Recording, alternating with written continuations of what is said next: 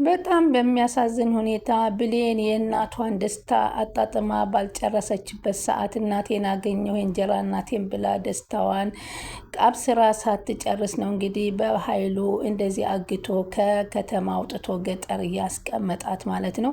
እና በጣም ነው የሚያሳዝነው። ይህንን የሚያደረገው እንግዲህ የእህቱን ንብረትና ሀብት መውረሱን አላንሰው ብሎ ሚስጥሩን ሙሉ ለሙሉ ከቃል ጋር ያለውን ድርጊት ስላወቀችበትና ስላጋለጠ እሷም አንተ አረመኔ ጨካኝ ነህ፣ የእህትህንን በመርዝ አስወግደህ አንተ ሀብቷን ለመውረስ የምትደራደር ነህ። እንዲሁም ደግሞ ቃል ልጇ ያልሆነችውን ለሰላም ልጇ ነች ብለህ አንተ የምታደርገው ድርጊት ሁሉ በጣም ቆሻሻ ነው በማለት በጣም ተናዳ ተናግረው ስለነበረ ቆይ አገኝሻለሁ አንቺ የምትንጣጭው ማን ስለሆንሽ ነው ብሎ በዛተው መሰረት እንግዲህ አፍኖ እንግዲህ ወስዷታል። ይህንን የተመለከተ ዳግም ደግሞ ያው የእንጀራ እናቷ ከታገተችበት ቦታ እንጂ ሌላ ቦታ አይወስዷትም ብሎ ፈጥኖ ወደዛ ቦታ ነበር ሄደው። እዛ ቦታ ግን በፍጹም የለችም። ምክንያቱም አሁን እዛ ቦታ ሳሚን እንዳያይ አልፈለገም። ምክንያቱም ሳሚ የእንጀራ እናቷን አሳልፎ ለዳግም እንደሰጠ እንዳወቀ አሁንም እሷን አሳልፎ ለዳግም ይሰጣል ብሎ ስላሰበ ሌላ ነው እንግዲህ አጋች አምጥቶ እሷን የሚንከባከባት አድርጎ ከተማ አወጣ አድርጎ ገጠር ላይ ነው ያስቀመጣት። በዚህን ጊዜ እየተከታተሉ በፍጹም ሊያገኟት አለመቻላቸው በጣም የሚያሳዝን ነው። አሁን እንግዲህ ሰላም ተነስታ የታለች ብሌን ብላ ከእንቅልፏ በምትፈልገበት ሰዓት ብሌን የለችም። አየሽ ማሚ አለች ደግሞ ይቺ ቃል አስመሳይ። እኔ እኮ ብዬሻለሁ ስለ እሷ አትሰቢ፣ እሷ አንቺ ምንም ያህል ቅንጣት ያክል አታስብልሽም። አንቺ ብቻ ነች ታሳዝነኛለች፣ ልጄ ልጄ እያልሽ ትያለሽ። አንድ ተልኮ ይዛ ነው ወደዚህ ቤት የገባችው ብዬሽ ነበረ።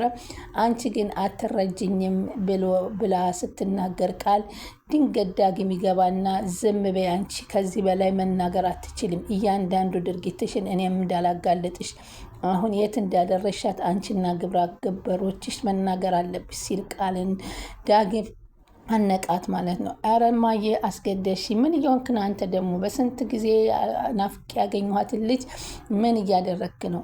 አንቺ አይገባሽም። ትላንትና ከባድ ትልቅ ሚስጥር ብሌን ልትነግርሽ እያለ እየቀጠረችሽም ለምን አላስጨረሰችሽም? ይህም ሁሉ ታሪክ ታውቃለች። ምክንያቱም አንዴ ሻይ ልስጥሽ፣ አንዴ ምግብ ልስጥሽ እያለች ስትልሽ የነበረው እኮ አንቺ አልገባሽም እንጂ ትልቅ ሚስጥር ስለያዘች እሷ ናት ብሌንን ተመሳጥና ከወንድሞች ጋር ያስጠፋቻት ስትላት ምን ብላ ወይዘሮ ሰላም ትደነግጣለች።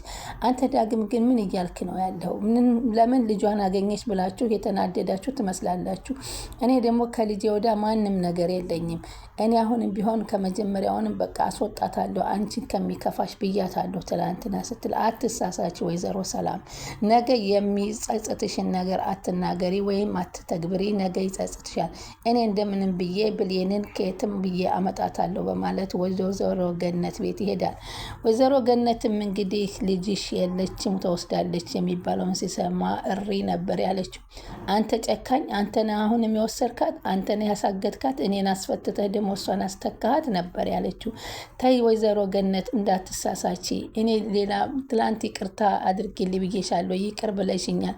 እያወቅሻቸው የሚያግቱትን ሰዎች እንዴት እኔን ትጠይቂያለሽ?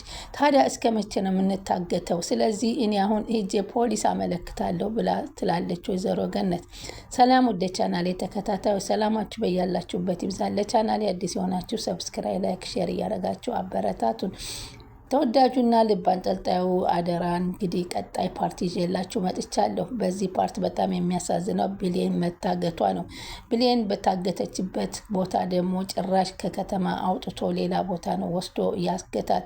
እንዲሁም ሳሚን ጠባቂ አላደርግም ብሎ ሌላ ጠባቂ ነበረ ያዘዘላት። እና በዚህ መሰረትም እንግዲህ እንደዛ እያለች እናትየዋ የምትናገርበት ጊዜ እኔም አንድ ትልቅ መረጃ አለኝ። አንቺ ፖሊስ ሂደሽ የምታመለክች ከሆነ እኔም በኃይሉና ሳሚ የሰሩት ተንኮል ስላለ እሱ ፋይል እሱ ሚሞሪው ስላለኝ እሱን እኔም አጋልጣለሁ ሲል ከወይዘሮ ገነት ጋር እኩል ሆኑ። አንተ ግን ከምርህ ከብሌን ጎን ነህ ስትል ወይዘሮ ገነት ዳግም ትጠይቀዋል። አዎ አሁን በኋላ እኔ ማንንም ከዳበት አይደለም አይደለሁም። እኔ እናቴን አጥቻለሁ። የኔን ታሪክ አልነገርኩሽም። እኔ እናቴን በልጅነቴ ነው ያጣሁት።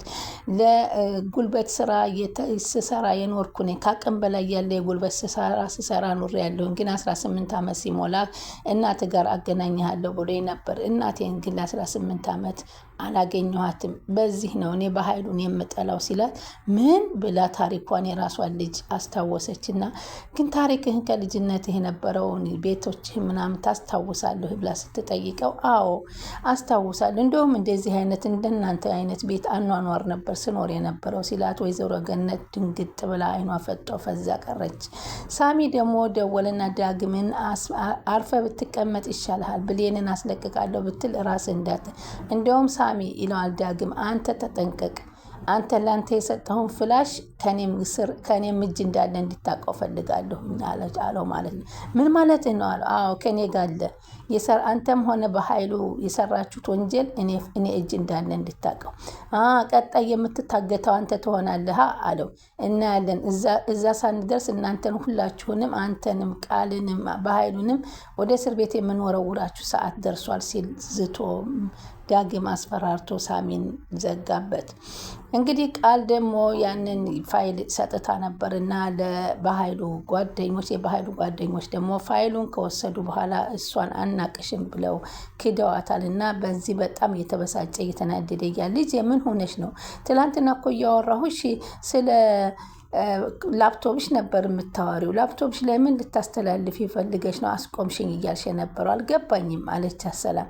በቃ እማዬ እጭ አሁንስ ጭቅጭቅሽ በዛብኝ፣ ልጥየሽ መሄድ ነው ትንሽ ነው የቀረኝ። በቃኝ፣ አልፈልግሽም ከዚህ በላይ አጭቅጭቅኝ። እኔ የድሮ ህይወቴ የጎዳናው ህይወቴ ይሻለኝ ነበር። እዚህ ቤት ከገባሁ በኋላ ጀምሮ ግን ሁልጊዜ መከራና ስቃይ ነው የማየው ብላ ስታስመስል ጮኸችባት። በቃ ልጄ ይቅርታ አፉ በይኝ፣ እኔ ምንም አላደረግኩሽም ብላ በማለት ትላታለች። አሁን በዚህ ጊዜ እንግዲህ ዳግም ደግሞ ካመጣህ ይለዋል ሳሚን ደውሎ፣ ካመጣህ ብሌንን በእጄ ሰልመኝ፣ በእጄ የማታመጣልኝ ከሆነ ግን ይህንን መረጃ ፋይልስ ወንጀል የሰራችሁበትን በሙሉ ያንተና የበኃይሉን ለፖሊስ ወስጄ ነው የምሰጥብህ ብሎ ሲለው እንደገና መማፀን ጀመረ። ተው እንዳታስተላልፍ፣ እኔ ነግሬያለሁኝ። እንግዲህ ብሌንን እንለቅልህ ይሆናል ግን ለተወሰነ ጊዜ ነው። ባለፈውም እናቲቱን ለተወሰነ ጊዜ ነው ብላችኋል። አሁን ግን ሁሉንም ሚስጥር ብሌን ስላወቀችባችሁ ነው አይደለም እንደሱ የምታደርጉት። ስለዚህ ሁሉንም ታሪካችሁ ስለታወቀባችሁ አንድ ነገር ብታደርጋት ግን እኔ ይሄን ነገር አሳልፌ ነው የምሰጥህ።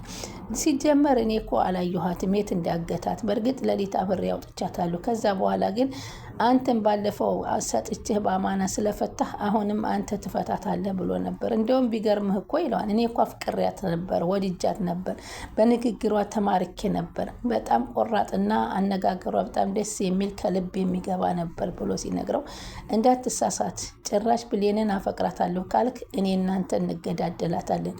ብሌን የኔን ብቻና የኔ ብቻ ናት ይላል ዳግም ማለት ነው።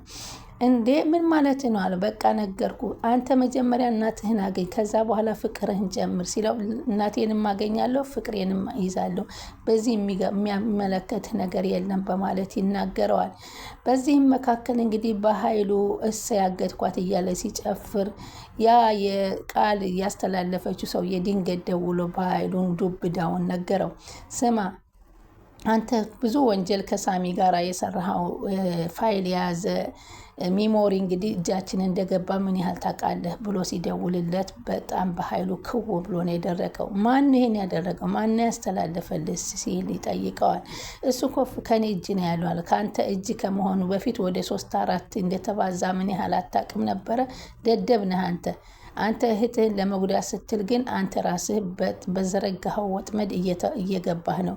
የዘረጋኸው ገመድ አንተን እየተጠመጠመብህ ነው ብሎ ሲለው በጣም በኃይሉ ተጨናነቀ። ከዛም በኋላ ብሌንን እንዲፈቷት እንዲያደርግ ዳግምም አስጠነቀቀው። እንግዲህ አሁን ዳግም በያዘው እንግዲህ ፋይል ምክንያትና ሚሞሪ ምክንያት ብሌንን ከታገተችበት ለመታደግ እንግዲህ እየጣረ ይገኛል። ይህንን በኃይሉ ያደርገዋል ወይንስ በወንጀሉ ወደ ውጭ ሀገር ጠፍቶ ሸሽቶ ሊሄድ ይችላል? ወይንስ ብሌንን ሊፈታት ይችላል? ምን እንደሚወስን እንግዲህ በኃይሉ ውሳኔ አልታወቀም። ሳሚንም በማስጠንቀቅ በአሁኑ ሰዓት እየመራ ያለው ዳግም ነው። ወይዘሮ ገነትን በጣም በለቅሶ እያለቀሰች ልጇን ወደ ፖሊስ ለማመልከት ሂዳለች። ቀጣው እንግዲህ ሁላችንም በጉጉት እንጠብቀዋለን። ብሌን ተፈታ፣ ነገር አለሙ ሁሉ ተፋጦ ተነግሮ እንግዲህ ሰላምና ብሌንም እውነተኛ ጥሩ ህይወታቸውን የሚኖሩበት ጊዜ ቅርብ ነው ብለናል። ቃልም ወደ እስር ቤት የምትወረወርበት ሁላቸውም የሚጋለጡበት ጊዜ ቅርብ ነው እያልን ሁላችንም እንላለን። ስለምትከታተሉኝ ከልብ አመሰግናለሁ። ቀጣይ ምን ይመጣል የሚለውን ለማግኘት ላይክ እያረጋችሁ ሰብስክራይብ እያረጋችሁ ይጠብቁን።